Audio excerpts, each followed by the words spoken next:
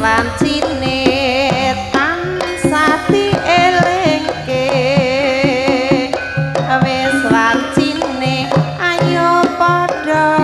nindakake asal wis kumandang wayahe sembayang tapi wajib dawuhing pangeran salat dadi cagake agama limang wektu kudu tahan sati jaga nganti istiqomah lan setumak nikmat luwih sempurna yen berhasil